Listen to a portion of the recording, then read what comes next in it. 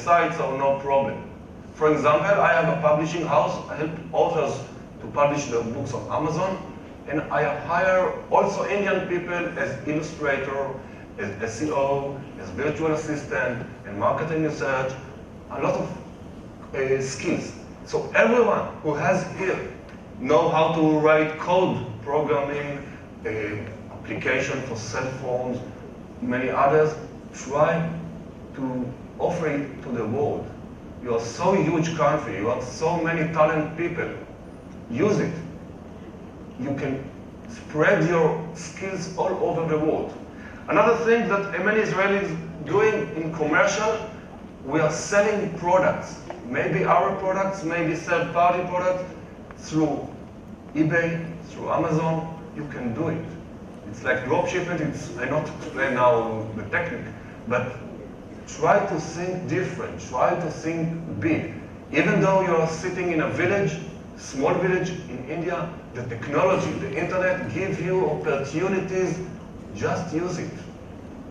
Not afraid. Try. Maximum, it will be good. Now, why I think Israel and India is very, very good countries with great potential for cooperation. First thing, both countries speak English. You have many languages in India, but most of the people know English as a common, also in English. In Israel, from grade 5, you learn English. So very easy to communicate with the same language. Israel has a very good relationship and commercial agreement with the United States and Europe markets. India has a lot of good relationship in all Arabic countries because of the politics, it's difficult to do commercial. You have good relationship with Australia, Indonesia, all Asia countries. So together, we can have all the world like a friends, like to do business together. Your market is huge, and the middle class is growing. Even though nowadays the economy a little bit slow down, but if we are looking for the trend, the GDP is growing. We are, as I mentioned, only 8 million people, so we can do more business in India, the Israeli companies. And you have a lot of talented people that educated. We can build the factories here, hire people here. In Israel, we can do the R&D and the new ideas, innovation, and together we can do what we want. And if I summarize my ideas, I think the most important thing that I can say to you today is a phrase in Hebrew that we are saying, try, maximum, you will success. Usually say people, if I try, I'll fail. No, try, maximum, you have a good surprise and it will be success. And the example I like to give is, baby child want to learn how to walk. Try to stand and fail. Try to stand and fail. Try to stand and fail. And after he's walking. It took time, it's a process, but in the end he is walking. Also you as a business, as new ideas, a new employee, everything, try. I suggest you, if you can, build businesses with your ideas, but please pay attention. Do good market research to make sure the market needs your products. Don't invent product that no one needs. Sometimes it's happening, people invite wonderful product that no one needs. So waste of time, waste of money. Don't fall in love in your idea. If you understand from the market that the idea is not good enough, change it. We have many of our Israeli startups beginning point A, finish in point P. A lot of changing during the process. And also do a good business plan. Make sure you have enough money for cash flow, etc. It's very, very important. Wherever you go, try to do your best. Be the best employee, best owner, best employer, best everything. Do it better. The Israeli people very, very like India. A lot of people is traveling in India. So let us do business together. Together we can conquer the world. And I want to thank you for listening to me. I hope all of you will have a great success, and thank you for inviting me. The last line which he gave was really motivating. Israel and India will rule the world. I think give a clap for that. That's what I'm going to do. Great. Now I request Mr. Krishna Kumar, please give the keynote address for the day as far as today's session is concerned.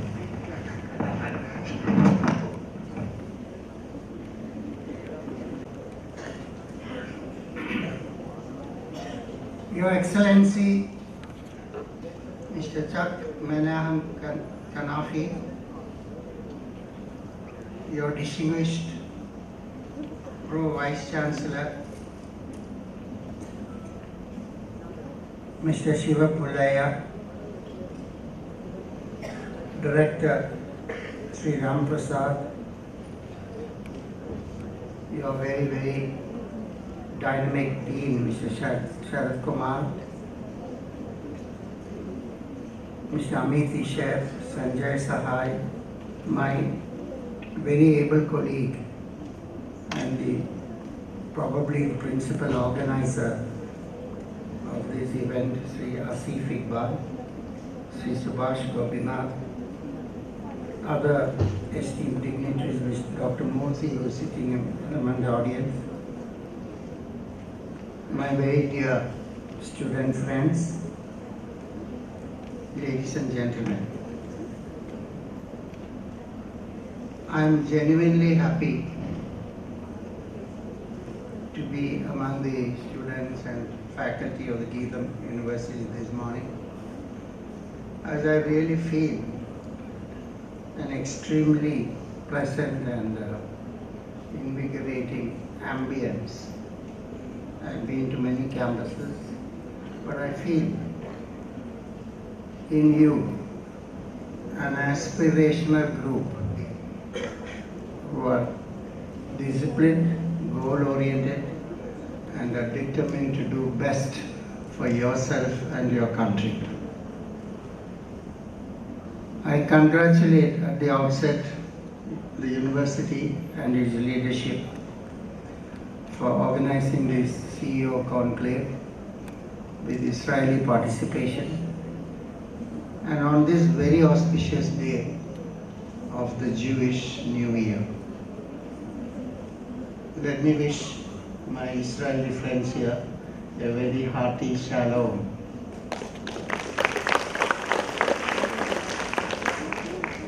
And I also congratulate the university for launching. Journey of 1,000 miles starts with the first step. And I do hope this course will be the harbinger, the foundation stone of this university becoming one of the foremost centers of excellence in the field of cybersecurity in India.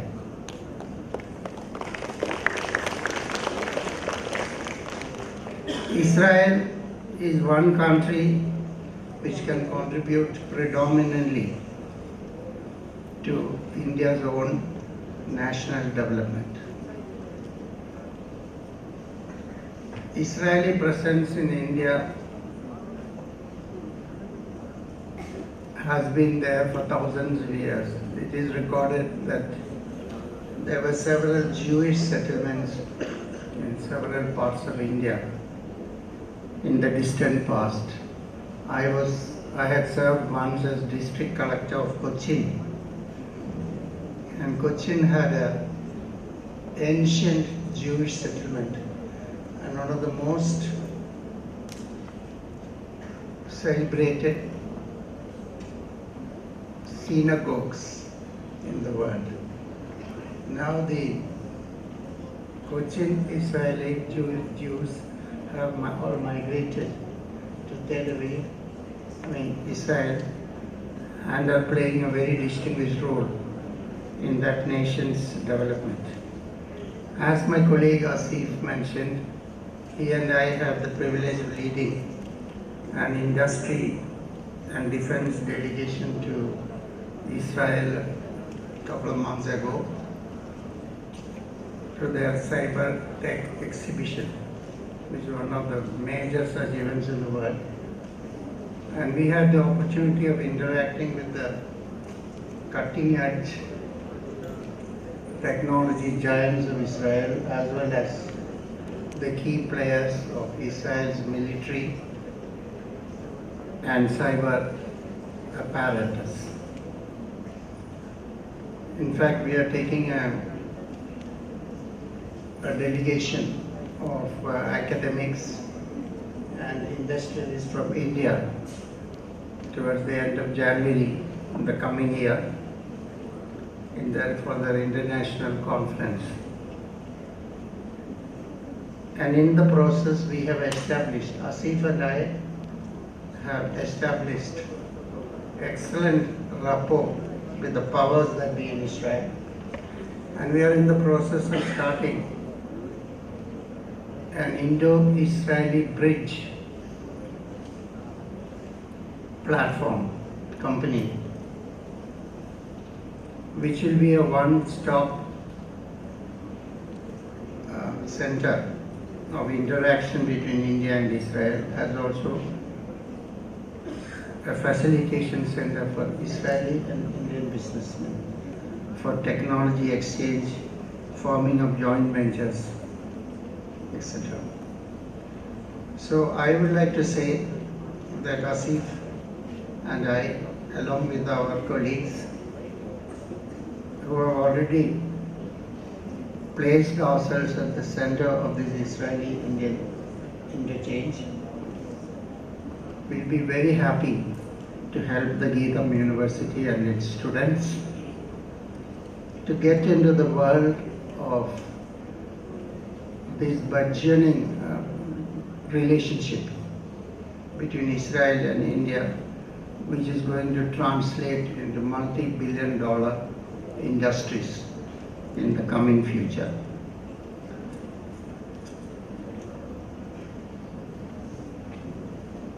In the past, I have also been Minister of Agriculture. Israel and India had decades of experience in collaborating in agriculture as well as defense. But after the epoch-making visit of our dynamic Prime Minister Sri Narendra Modi a few months ago, a foundation has been laid for a fantastic expansion in this relationship. You know that we are the largest democracy, the sixth largest economy, second fastest growing global economy. But unfortunately, in the defense sector, we are still importing 70% of our equipment. And Prime Minister has given a call to reverse this ratio, 70% import and 30% indigenous production, to 70% indigenous production and 30% imports through his Make in India program in defense. In that area also, Mr. Asif and I have taken some initiatives envisaging a defense corridor between Hyderabad, Bengaluru, Chennai and Kochi in South India, where defense industries are already concentrated and there are economies of synergy.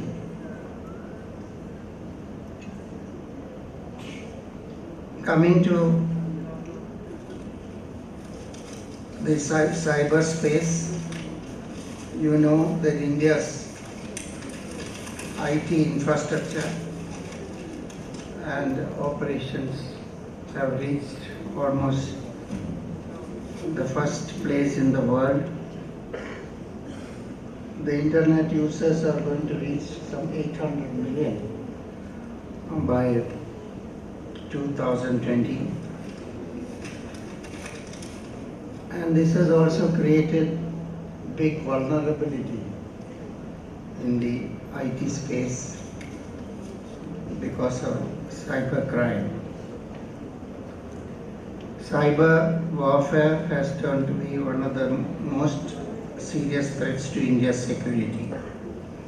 We were the targets of malicious activity on the internet that range from virus, Trojan, malware, identity theft, hacking, cyber stalking, cyber squatting, spamming, etc.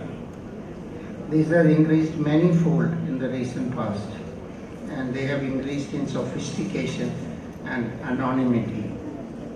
The Snowdown revelations have unequivocally brought to the nation the dangers of depending on foreign equipment in building our own ICT infrastructures. We need a friendly foreign power to supply us the technology for our own inherent safety. India has announced a national cyber security policy in 2013, but there are many shortcomings which have been brought out by experts.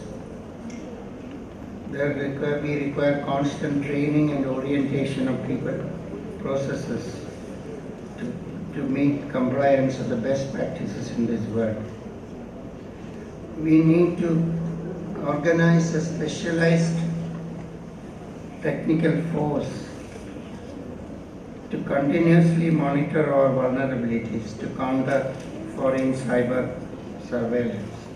Soon we will need cyber security managers and personnel and technicians in almost all critical infrastructures in India, in all IT-oriented institutions in the country, which means 1 million strong force of technical people like you. The army and the defense forces are seriously in need of a cyber warfare academy to physically play out the war games, cyber war games. And Asif and I have talked to CyberBit, who are interested in starting such an academy with our defense ministry very soon, probably at Bengaluru. India and Israel have become natural partners. For 60 years, because of certain rigid foreign policy imperatives, we could not develop the relationship to its logical conclusion. Now the gateway has opened, the floodgate has opened for India and Israel to really cooperate, again, not only in defense but in agriculture, in water management, in healthcare, across the entire spectrum of socio-economic development of both our countries. Against this background, I wish and pray that your university, under such able leadership and with such a motivated faculty and student population, come to the forefront, become, among other things, one of the primal players in the vast, expanding new sector of cyber security and cyber technology. I wish you all Godspeed and good luck, and I hope each one of the students here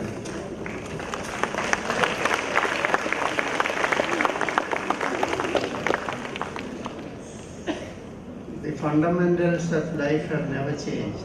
The fundamentals of success have never changed in the history of the human race.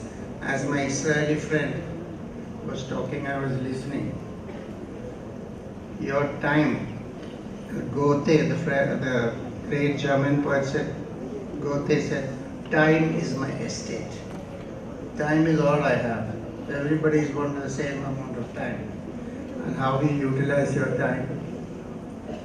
How do you manage your resources? how at every moment of your life you concentrate on your chosen goals, which should be at the center of gravity of your aspirations, not somebody else's goals, your goals. Eschew what is not relevant to your goals. Focus on your self-development and become somebody who is useful to yourself, your families, your communities and the country.